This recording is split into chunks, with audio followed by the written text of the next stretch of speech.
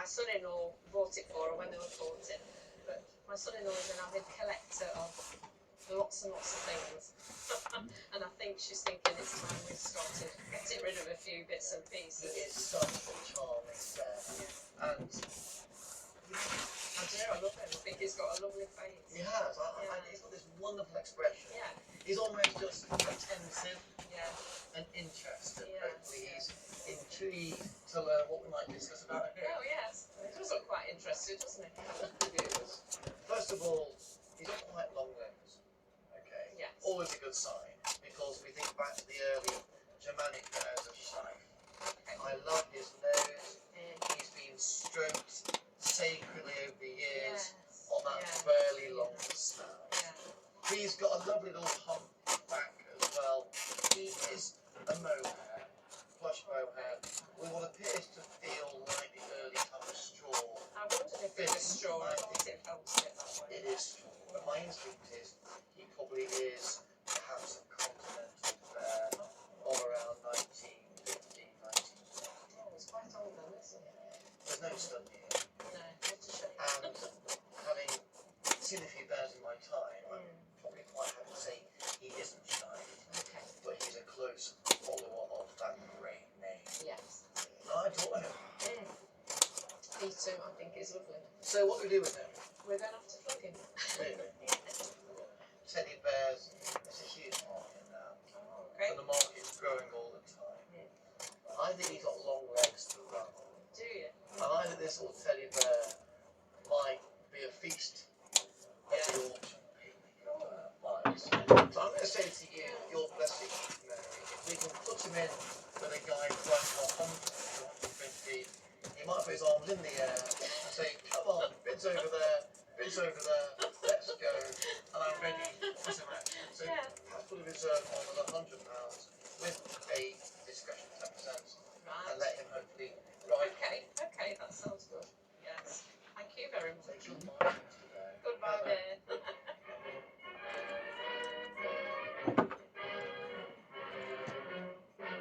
Well, that's it. Our experts have now found their final items, so we have to say goodbye to the magnificent Trent building. Doesn't that look fantastic?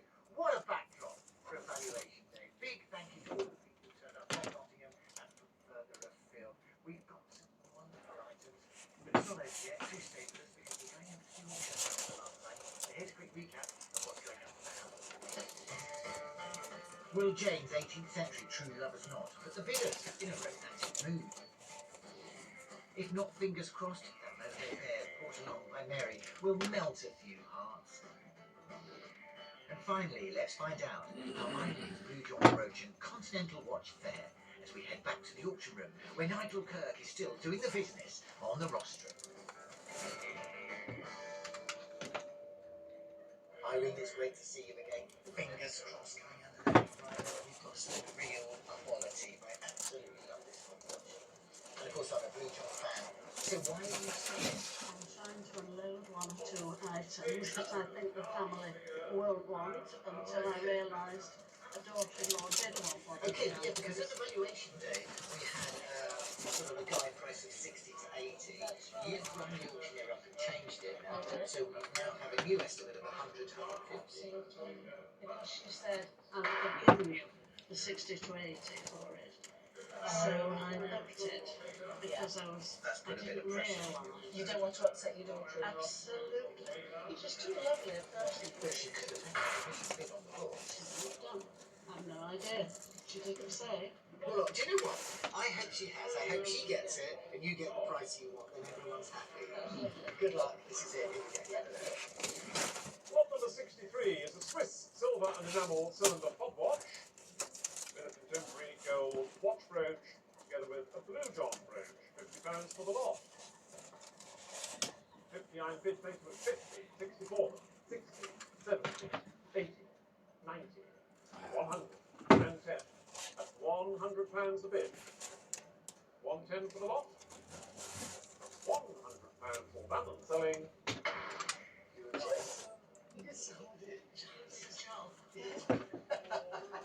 You're good. Well done, Irene. It's gone. You got the price you wanted. Fingers fingers crossed we do as well with our next lot. If you go down to the sale room today, you're sure to have a big surprise. Yes, you're going to bump into Teddy. He belongs to Mary, and it's great to see you again. I bumped into Teddy, didn't I, on valuation day? He didn't have a name, did he? He never had a name. But I said he's got all the right attributes. You know, he looks like stuff. I know he's got humpback, long nose. But he has love. It's the love that you give these things.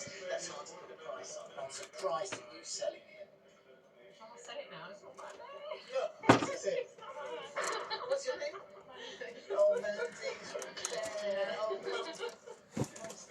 You're a bit too off and on. Really bad for to go ahead. yeah. Leave the cellar, isn't it? He's always going under the handle. This is it, not hit. Come and fit that, it's gorgeous. The vintage mohair teddy bear.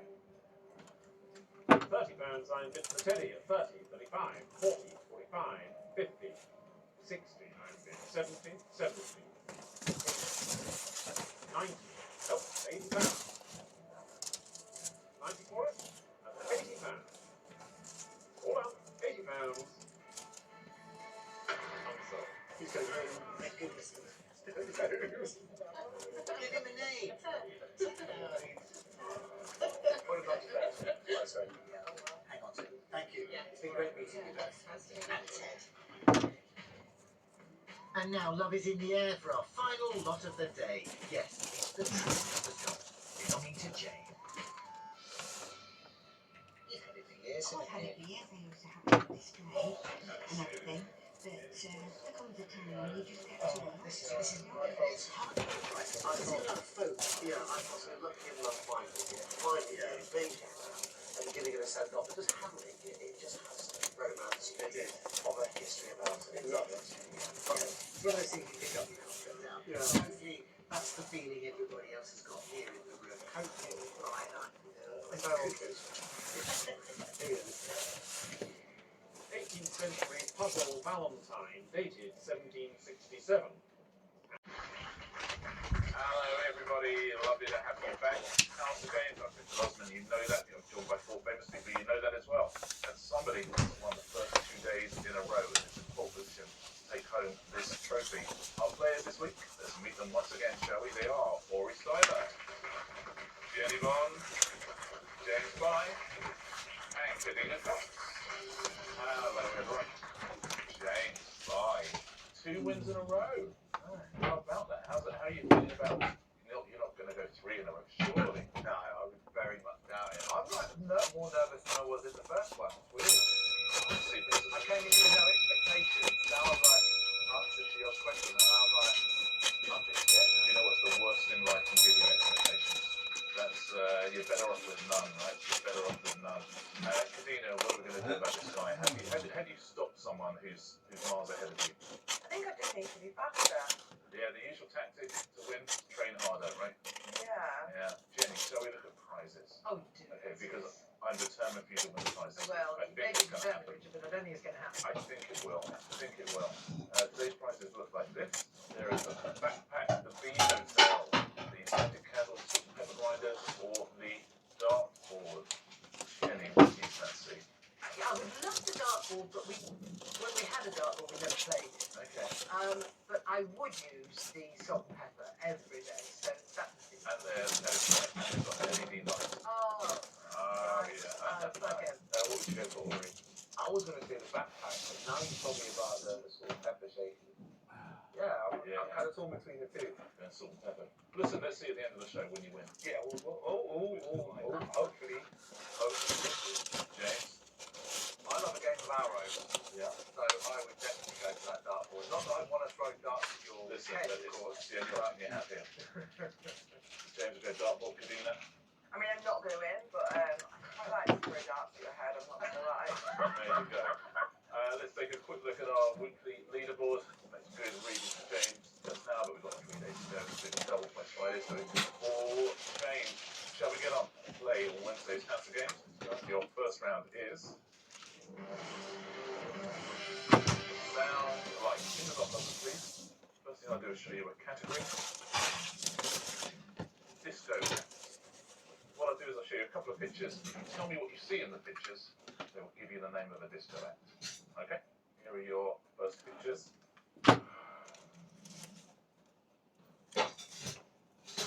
Yes, Ori. Easy. He's the one above that, Ori, isn't he? BG. Here's your next disco act.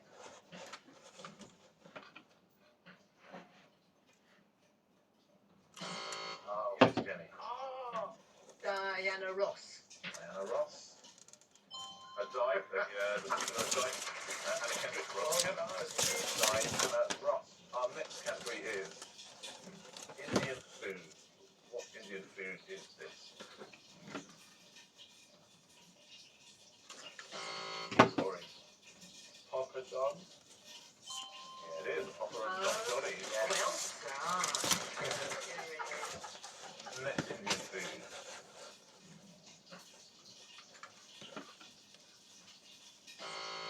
Yes, James. Roti. Nicely done. Yeah, right. So all the housing development protesters got off the coach from Trowbridge and came to lunch. Yes, that is Ori. Roti. Salty? So we got something out of the night. It is very well done. Bolton tea. Bolton. Next category. TV presenters. TV presenters are these. I sent Nigel a sort of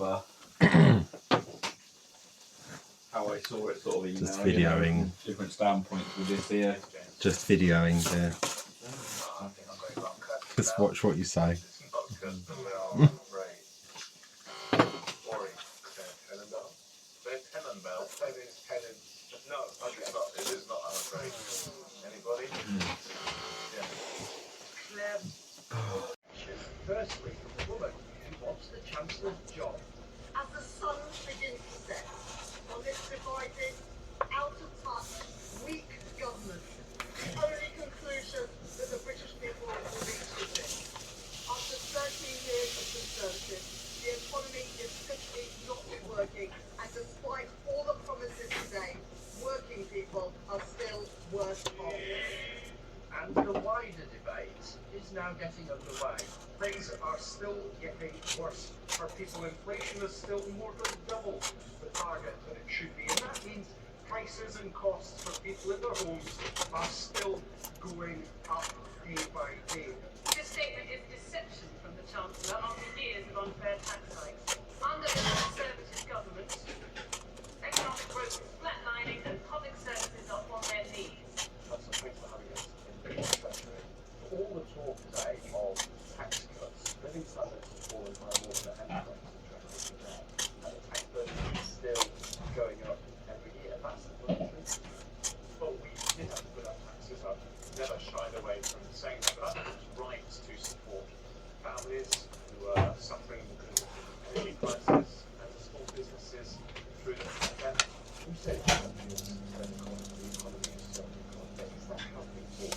It is. But I think people are getting through. We had a once-in-a-century pandemic. We had a 1970s style oil shock. And what we're trying to do is to support families. For the Chancellor and the Prime Minister, against a tricky economic and political backdrop, the task now, selling their plan. Amidst the hurricane of words, the blizzard of numbers, there are just three things that really matter.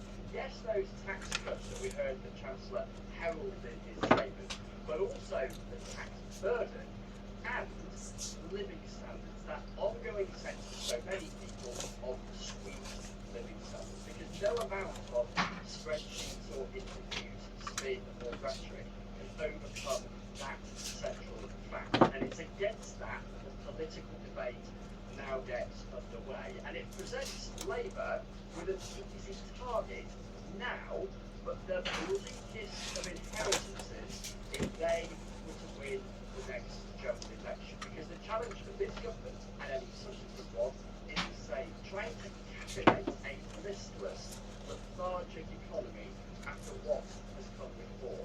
The government clearly finding it difficult, any subsequent government probably would too. Okay, Chris, thank you very much. Chris Mason there, reporting from Westminster. Well, let's have a look now at some of the other announcements made by the Chancellor today.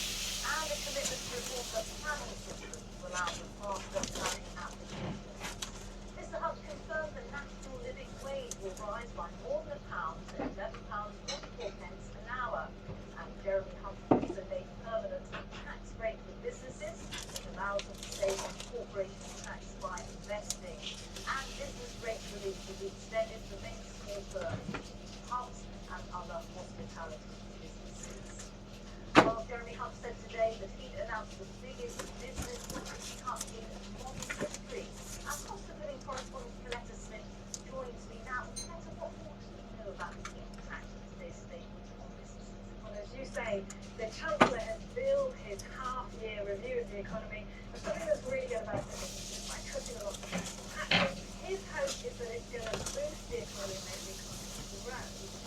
As you would imagine, business leaders broadly welcoming today's statement, but in terms of how people will feel that in their own personal finance, even if the economy does grow, it will take a while for that to trickle down into household budgets. Rita, I spent most of my days talking to people who are currently struggling to make ends meet. Winter fuel payments. But last year, the government gave an extra £400 a week to every household. This year, they said that's not going to happen. Today, the Chancellor stuck to his guns, which means that for June, 12.5 million of the pensioners like her could still be a difficult few months. Lily works for herself, renting a chair in a salon. She should see a boost of around £350 a year with big cuts to national insurance. Before you've even started everything and earning money, you've got to wait for 2 full days to pay back what you need to pay in medical costs.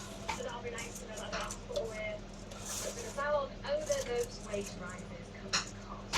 The energy bills are still sort of hammering us in the back, the tax, being like, so if they brought that down, then I would love to bring another member of staff in and to train them, but it's again the wages, you know, at what point do you say I can't afford to pay you anymore? So what I want to know is, where am I going to get the extra money to pay my staff more?